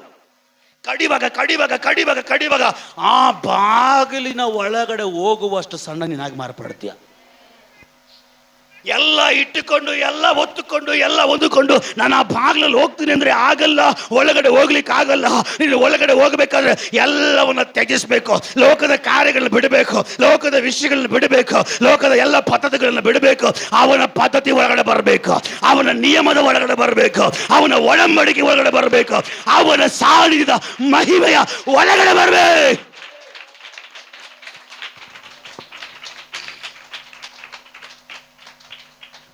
ಹಲ್ಲೆಲೂಯ. ಅದಕ್ಕೆ ಪೌಲ ಹೇಳ್ತಾನೆ, ನನಗೆ ಸಿಕ್ಕಿದಂಥ ಭಾಗ್ಯವುಳ್ಳ ಓಟವನ್ನು ಸರಿಯಾಗಿ ಓಡಿದ್ದೀನಿ, ನನ್ನ ಓಟವನ್ನು ಓಡಿ ನಾನು ಕಡೆಗಣಿಸಿದ್ದೀನಿ. ಇದು ನನಗೆ ಮಾತ್ರ ಅಲ್ಲ, ಇದನ್ನು ನಂಬುವಂಥವ್ರು, ಇದನ್ನು ಒಪ್ಪುವಂಥವ್ರು, ಇದನ್ನು ಹಿಂಬಾಲಿಸುವಂಥವ್ರಿಗೆ ಪ್ರತಿಯೊಬ್ಬೊಬ್ಬರಿಗೂ ಕೂಡ ಕರ್ತನು ಕೊಡುವನಾಗಿದ್ದಾನೆ. ಜೀವವೆಂಬ ಜಯಮಾಲೆಯನ್ನು ಹೊಂದಲಿಕ್ಕೆ ನೀವು ತಯಾರಾಗಿರಿ. ಶಾಪಾದ ಡಗದಬ ರಿಕಮಾನ ಪ್ರೌಢ ಪ್ರಮಾಣ. ಶತ್ರು ಕೆಡಿಸ್ತಾ ಇರುವಂತ ಎಲ್ಲ ಆಲೋಚನೆಗಳನ್ನ, ಶತ್ರು ಕೆಡಿಸ್ತಾ ಇರುವಂತ ಇವರ ಜೀವಿತವನ್ನ, ವೈರಿ ಹಾಳು ಮಾಡ್ತಾರೆ ಇವರ ಬದುಕನ್ನ ಇವತ್ತು ಶತ್ರು ಬಿಟ್ಟುಕೊಳ್ಳೆ. ಹಲ್ಲೆಲೂಯ. ಮೋಶೆ ಗೊತ್ತಾಯ್ತು, ನಾನು ಇವ್ರನ್ನ ನೋಡ್ಬೇಕಾದ್ರೆ ಇದನ್ನ ಬಿಡಬೇಕು. ಮೋಶೆ ಅವನ ದಾರಿ ಬಿಟ್ಟ. ವಾಕ್ಯ ಹೇಳ್ತದೆ, ಅವನು ದೇವರ ದಾರಿಯನ್ನು ಹಿಡಿದಂತೆ. ಈಗ ದೇವರ ದಾರಿ ಹಿಡಿದ ಮೇಲೆ ದೇವರು ಅವನನ್ನು ದೂರ ಇಡಲ್ಲ.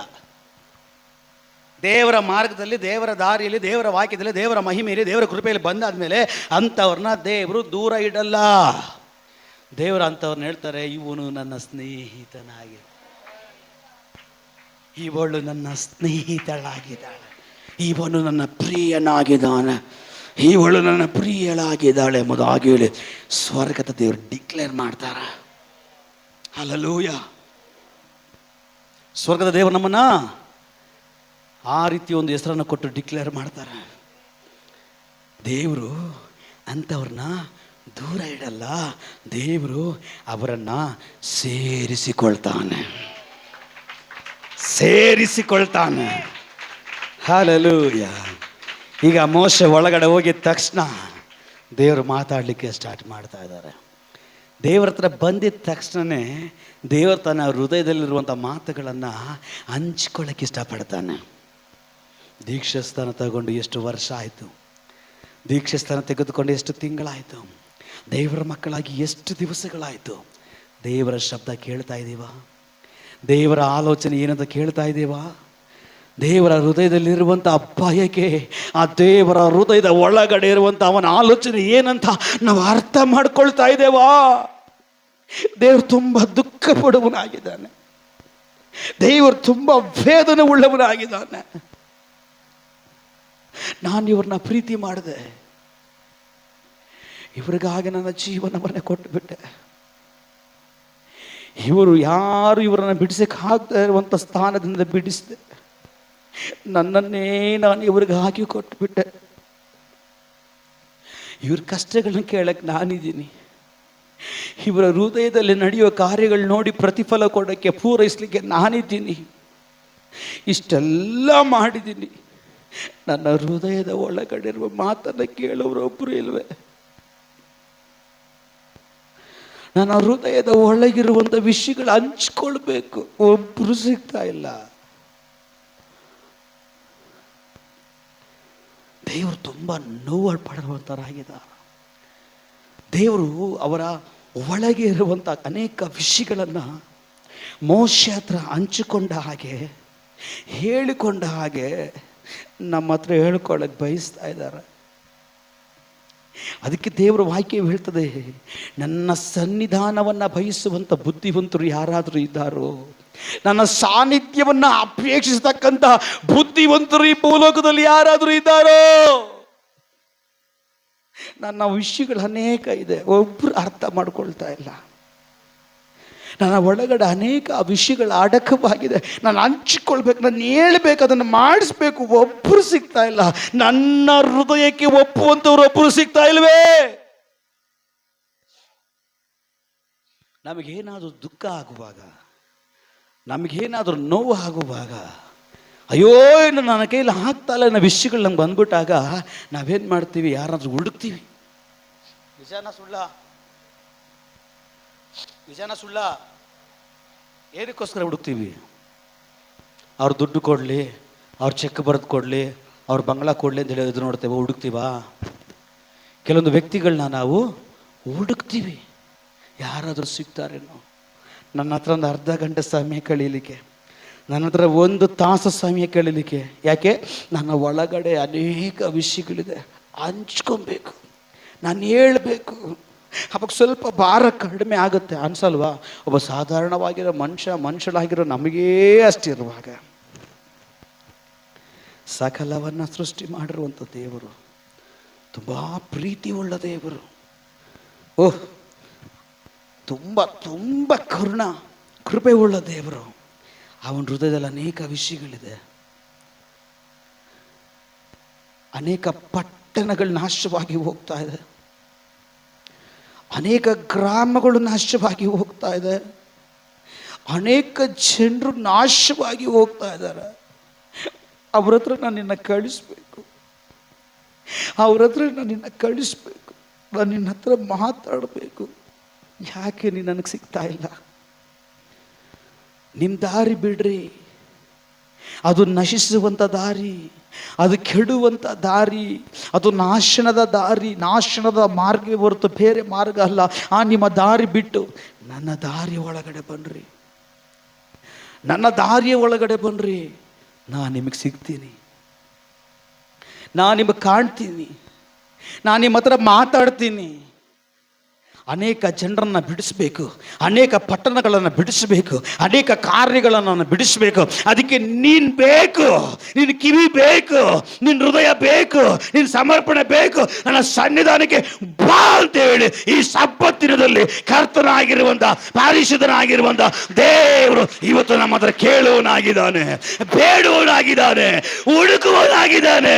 ಹುಡುಕುವಾಗ ನೀನು ಸಿಕ್ಕುವಂಥ ಪಾತ್ರೆಯಾಗು.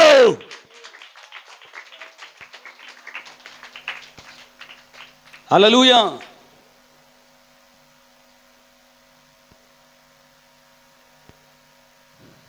ನಮ್ಮೆಲ್ಲರಿಗೂ ಚೆನ್ನಾಗಿ ಗೊತ್ತು ನಿನೆವೆ ಪಟ್ಟಣ. ಯಾವ ಪಟ್ಟಣ? ಇನ್ನು 10 ನಿಮಿಷದಲ್ಲಿ ನಾನು ನಿಲ್ಲಿಸ್ತೀನಿ.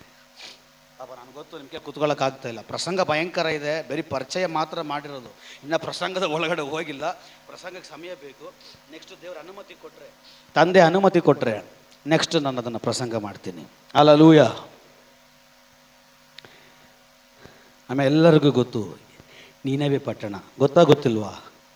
ನಿನೆವೆ ಪಟ್ಟಣ ಏನಾಗಿತ್ತು? ದೇವರು ನೋಡೋಕ್ಕಿಂತ ಮುಂಚೆ ದೇವರು ಯೋನನನ್ನು ಕರೆಯೋಕ್ಕಿಂತ ಮುಂಚೆ ಆ ಪಟ್ಟಣ ಏನಾಗಿತ್ತು?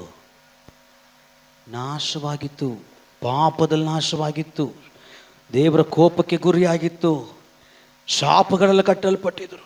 ದೇವರು ನೋಡಿದ್ರು, ಇದನ್ನು ಬಿಡಬಾರದು ಅನ್ನೋ ಆಲೋಚನೆ ದೇವರು ಮಾಡಿದ್ರು. ಆ ಟೈಮಲ್ಲಿ ಆ ಊರು ಜನಗಳೆಲ್ಲ ಪಾಪದಲ್ಲಿ ತುಂಬಿ ತುಳುಕಿದ್ದಾರೆ, ಭಯಂಕರ ಪಾಪ. ಆದರೆ ದೇವರು ನೋಡುವಾಗ ದೇವರು ಗೊತ್ತಾಯಿತು, ಇವರ ಹತ್ರ ನಾನು ಮಾತಾಡಿದ್ರೆ ಇವರು ಮನ ತಿರುಗುವಂಥ ಸ್ಥಿತಿಯಲ್ಲಿದ್ದಾರೆ, ಎಲ್ಲವನ್ನ ಬಿಟ್ಟು ಬರುವಂಥ ಸ್ಥಿತಿಯಲ್ಲಿದ್ದಾರೆ, ಎಲ್ಲವನ್ನ ತ್ಯಜಿಸಿ ನನ್ನ ಸ್ವರವನ್ನು ಕೇಳಿ ನನ್ನ ಮಹಿಮೆಯನ್ನು ಹಿಡ್ಕೊಂಡು ನನ್ನ ಭಯ ಭಕ್ತಿಯಲ್ಲಿ ನಿಲ್ಲುವಂಥ ಮಕ್ಕಳಾಗಿ ಇವರು ಕಾಣ್ತಾ ಇದ್ದಾರೆ. ಸರಿ, ಯಾರನ್ನಾದ್ರೂ ಒಬ್ಬನ ಕಳಿಸ್ಬೇಕು. ದೇವರು ಡೈರೆಕ್ಟಾಗಿ ಡೈರೆಕ್ಟ್ ಕಾರ್ಯ ಮಾಡ್ತಾರೆ. ಅಧಿಕವಾಗಿ ದೇವರು ಮನುಷ್ಯನಿಟ್ಟೆ ಕಾರ್ಯ ಮಾಡೋದು. ಮನುಷ್ಯರಿಲ್ಲದ ದೇವರು ಏನು ಮಾಡೋಕ್ಕಾಗಲ್ಲ, ಏನು ಮಾಡೋದು ಇಲ್ಲ. ಹಲ್ಲೆಲೂಯಾ. ಆಗ ದೇವರು ನೋಡಿದ್ರು, ಯೋನ ಒಬ್ಬ ಸಿಗ್ದ.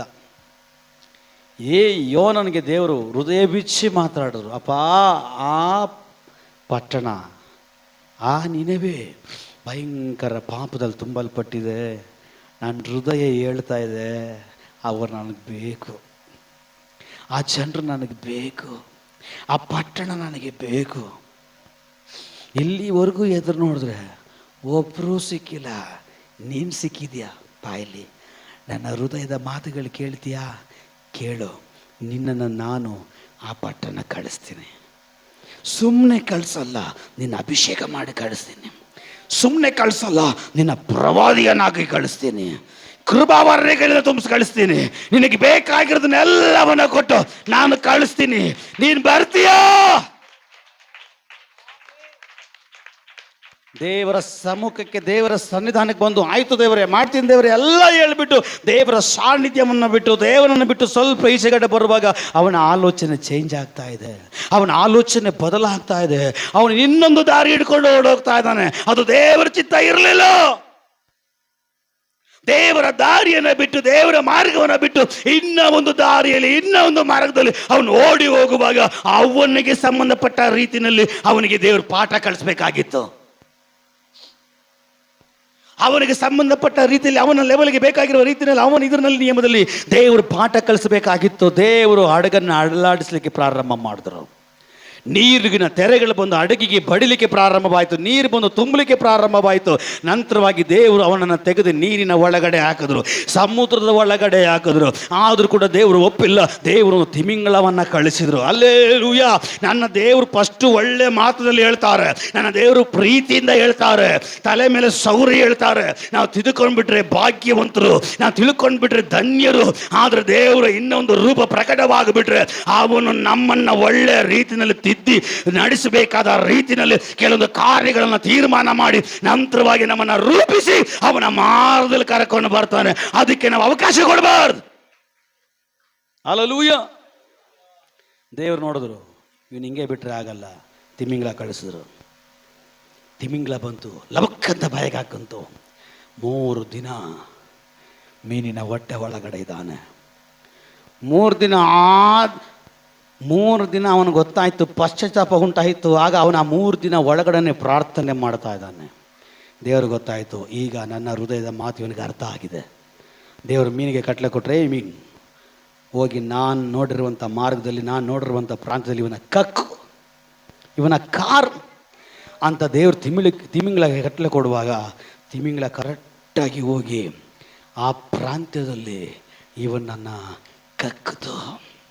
ಹಲ್ಲೆಲೂಯಾ. ಇವನ್ ಎದ್ದೇಳ್ದ, ಏ ಊರ್ ಜನರೇ, ನೀವು ನಾಶ ಆಗೋದು ದೇವರ ಚಿತ್ತ ಅಲ್ಲ. ದೇವರು ನಿಮ್ಮ ಪಾಪವನ್ನು ನೋಡಿದ್ದಾರೆ. ದೇವರು ನಿಮ್ಮನ್ನು ರಕ್ಷಿಸ್ಲಿಕ್ಕೆ ಇಷ್ಟಪಡ್ತಾ ಇದ್ದಾನೆ. ಅವನ ಹೃದಯದ ಮಾತುಗಳನ್ನು ನನ್ನ ಹತ್ರ ಹೇಳಿ ಕಳಿಸಿದ್ದಾನೆ. ನೀವು ದೇವರ ಕಡೆಗೆ ತಿರುಗಿಕೊಳ್ಬೇಕಂತೆ, ನೀವು ದೇವರ ಕಡೆಗೆ ಮನ ತಿರುಗಬೇಕಂತೆ. ದೇವರು ಇನ್ನ ಒಂದು ಕೃಪೆಯನ್ನ, ಇನ್ನ ಒಂದು ಆಶೀರ್ವಾದವನ್ನ ದೇವರು ನಿಮಗಾಗಿ ಇಡ್ತಾನಂತೆ ಅಂತ ಹೇಳುವಾಗ ಆ ಊರು ಜನರೆಲ್ಲರೂ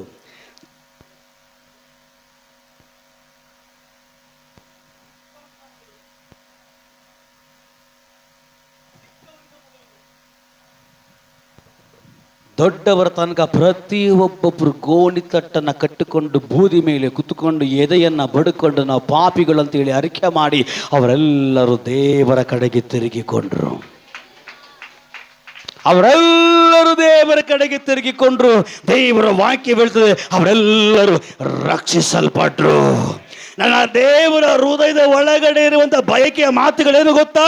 ಈ ಲೋಕದಲ್ಲಿರುವಂಥ ಒಬ್ಬನು ಕೂಡ ನಶಿಸಿ ಹಾಳಾಗಿ ಹೋಗದೆ ಎಲ್ಲರೂ ನಿತ್ಯ ಜೀವ ಪಡಿಬೇಕೆಂಬ ಒಂದೇ ಒಂದು ಬಯಕೆ ಅವನ ಹೃದಯದ ಒಳಗಡೆ ಇರುವಂಥ ಬಯಕೆ.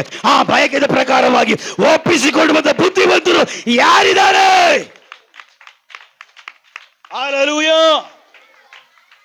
ಮೋಶೆಯನ್ನು ಕೂಡ ದೇವರ ಹಾಗೆ ರೂಪಿಸಿ ಕಳಿಸಿದೆಲ್ಲ ಗೊತ್ತಾ? ಎಲ್ಲಿಗೆ? ಕಟ್ಟಲ್ಪಟ್ಟ ಜನಗಳ ಮಧ್ಯೆ, ಬಂಧಿಸಲ್ಪಟ್ಟ ಜನಗಳ ಮಧ್ಯೆ, ಗುಲಾಮತನಕ್ಕೆ ಒಳಗಾಗಿರುವಂಥ ಜನಗಳನ್ನು ಬಿಡಿಸಿಕೊಂಡು ಬರುವುದಕ್ಕಾಗಿ ಸ್ವರ್ಗದ ದೇವರ ಮೋಶೆಯನ್ನು ಐಗುಪ್ತ ದೇಶಕ್ಕೆ ಕಳಿಸಿ ಅಲ್ಲಿರುವ ಜನಗಳನ್ನು ಬಿಡಿಸಿಕೊಂಡು ಬಂದನು. ದೇವರು ಜನಗಳನ್ನು ಬಿಡಿಸ್ಲಿಕ್ಕೆ ಇಷ್ಟಪಡ್ತಾ ಇದ್ದಾರೆ. ದೇವರು ಜನಗಳನ್ನು ಕಾಪಾಡುವುದಕ್ಕೂ, ಬಿಡಿಸುವುದಕ್ಕೂ, ನರಕದಿಂದ ತಪ್ಪಿಸುವುದಕ್ಕೂ, ರಕ್ಷಣೆ ಕೊಡುವುದಕ್ಕೂ ಇಷ್ಟಪಡ್ತಾ ಇದ್ದಾನೆ. ಈಗ ಜನಗಳು ರಕ್ಷಣೆ ಹೊಂದಬೇಕಾದ್ರೆ ಹೇಗೆ ಸಾಧ್ಯ? ಭಾನುವಾರ 2 ತಾಸು ಬಂದು ಚರ್ಚಲ್ಲಿ ಕೂತ್ಕೊಂಡು ಮನೆಗೆ ಹೋಗ್ಬಿಟ್ಟು ವಾರ ಪೂರ್ತಿ ಸಮಯ ಕೆಳಬಿಟ್ರೆ ಜನಗಳೆಲ್ಲ ಬಂದ್ಬಿಡ್ತಾರೆ.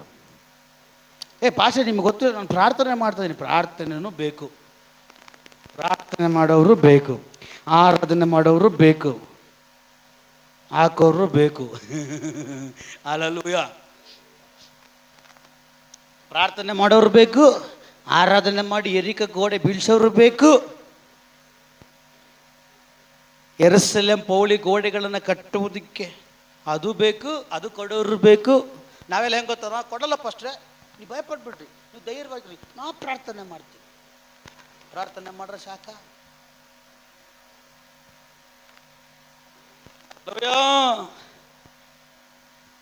ಪ್ರಾರ್ಥನೆ ಮಾಡೋರು ಬೇಕು, ಆರಾಧಿಸೋರು ಬೇಕು, ಕೊಡೋರು ಬೇಕು, ಪಾಸ್ಟ್ರಿಗೆ ಕೈಗೆ ಕೈಯಾಗಿ ಸಪೋರ್ಟ್ ಆಗಿ ಬೆನ್ನೆಲುಬಾಗಿ ನಿಲ್ಲುವಂಥವರು ಬೇಕು, ಆಲ್ರೌಂಡ್ ಬೇಕು.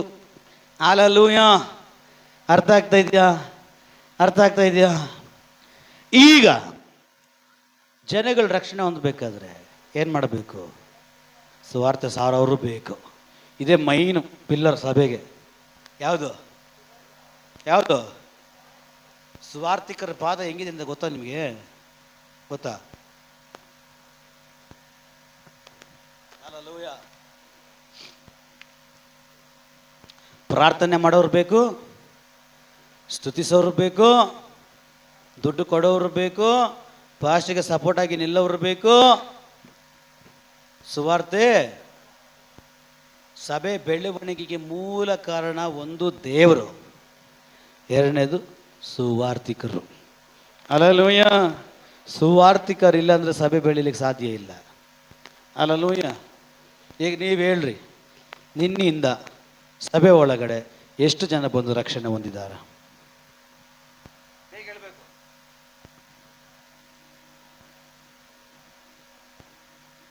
ದಿವಸಕ್ಕೆ ಎಷ್ಟು ತಿಂತೀರಾ?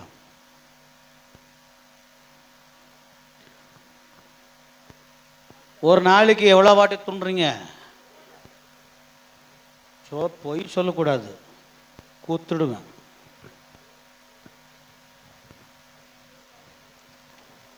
దినానికి ఎన్నిసార్లు తింటారు మీరు?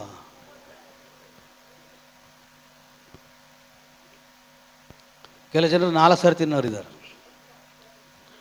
ಕೆಲ ಜನರು 5 ಸಾರಿ ತಿನ್ನೋರು ಇದ್ದಾರೆ. ಹಲ್ಲೆಲೂಯಾ.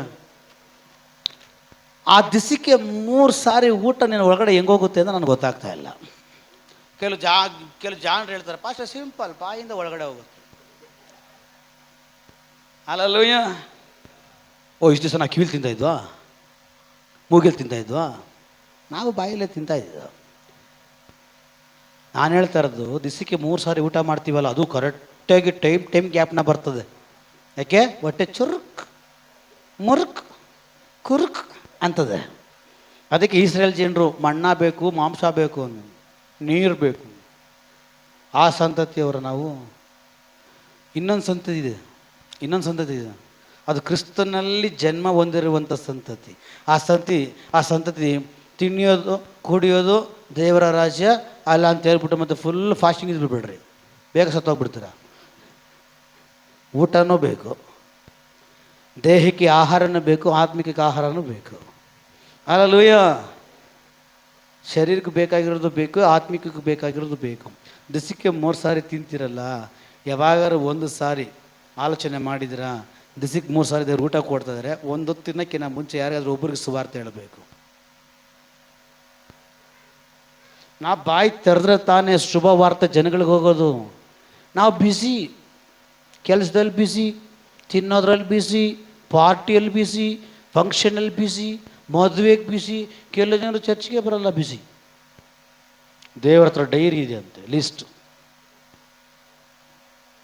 ಸುಬ್ಬಮ್ಮ ಬಂದಿದ್ದಾರೆ, ಬರ್ಕೊಳ್ರಿ, ಯಾವ ಡೇಟು, ಯಾವ ಸಮಯ, ಎಷ್ಟು ಗಂಟೆಗೆ ಬಂದು. ಕೆಲವು ಜನರು ಬರ್ತಾರೆ, ಡಂಗ್ ಡಂಗ್ ಡಂಗ್.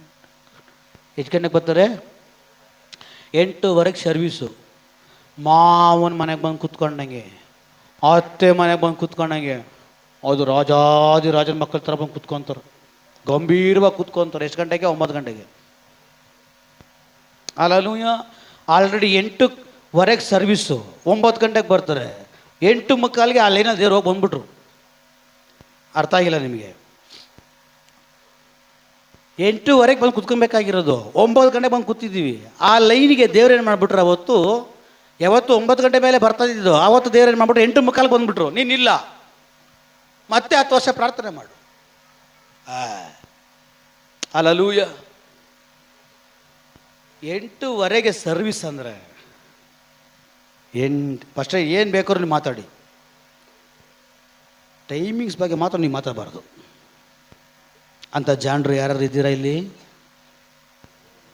8:15 ಸರ್ವಿಸ್ ಅಂದರೆ 8 ಗಂಟೆಗೆ ಮೊಣಕಾಲು ಹಾಕಿ ಪ್ರಾರ್ಥನೆ ಮಾಡ್ತಾ ಇರಬೇಕು. ಕೆಲವು ಜನರು ಬಾಯಿ ತೆಗೆದು ಪಾಪ ರಾತ್ರಿ ಎಲ್ಲ ಪ್ರಾರ್ಥನೆ ಮಾಡಿ ಬಂದಿದ್ದಾನೆ. ಇವ್ರಿಗೆ ಗೊತ್ತಿಲ್ಲ ರಾತ್ರಿ ಎಲ್ಲ ಟಿ ವಿ ನೋಡಿ ಬಂದಿರೋದು, ರಾತ್ರಿ ಎಲ್ಲ ಫೋನ್ ನೋಡಿ ಬಂದಿರೋದು, ಗೇಮ್ ಆಡಿ ಬಂದಿರೋದು. ಮತ್ತೆ ಅನ್ನುವಾಗ ಅಯ್ಯೋಯ್ಯೋ ಸಭೆಯ ಬಂಗಾರು ಇದು, ರಾತ್ರಿ ಎಲ್ಲ ಪ್ರಾರ್ಥನೆ ಮಾಡಿದ್ವಿ ಲೊಟ್ಟ. ಅಲ್ಲೂಯ್ಯ ಬೇರೆ ವಿಷಯಗಳಿಗೆಲ್ಲ ಮುಂದೆ ಇರ್ತೀವಿ, ದೇವರ ಕಾರ್ಯಗಳಿಗೆ ದೇವರ ವಿಷಯದಲ್ಲಿ ನಮ್ಮ ಮುಂದೆನೇ ಇರಲ್ಲ. ಅಲ್ಲೂಯ್ಯ ಸಮಯ ಇನ್ನಿಲ್ಲ, ಸಿದ್ಧವಾಗ್ರಿ, ರೆಡಿ ಆಗ್ರಿ. ದೇವರು ಹೇಳ್ತಾ ಇದ್ದಾರೆ, ನೀವು ಸುವಾರ್ತೆ ಸಾರಬೇಕು, ನೀವು ಆತ್ಮಗಳನ್ನು ಆದಾಯ ಮಾಡಬೇಕು. ಎಷ್ಟೋ ಜನರು ಎದುರು ನೋಡ್ತಾ ಇದ್ದಾರೆ, ಯಾರಾದರೂ ಬಂದು ನಮಗೆ ಹೇಳ್ತಾರಾ ಅಂತ.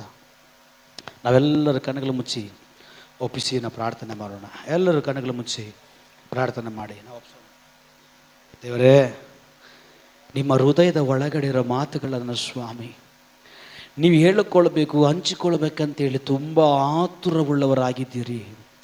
ಆದರೆ ಆ ಹೃದಯದ ಮಾತುಗಳನ್ನು ಕೇಳುವುದಕ್ಕೆ, ಆ ಹೃದಯದ ಶಬ್ದವನ್ನು ಕೇಳುವುದಕ್ಕೆ ಯಾರು ಮುಂದೆ ಬರ್ತಾ ಇಲ್ಲ ದೇವರ, ಯಾರು ತಯಾರಾಗಿಲ್ಲ ದೇವರ.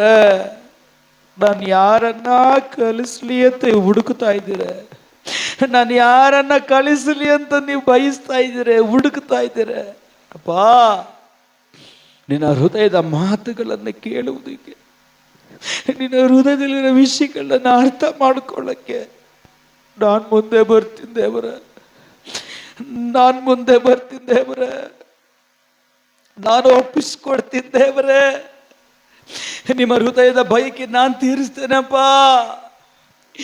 ಯೋಹಾನನ ಹಾಗೆ ಯಾವಾಗೂ ನಿಮ್ಮ ಹೃದಯದ ಮಾತುಗಳು ನಾನು ಕಿವಿ ಕೊಡ್ತೀನಪ್ಪ.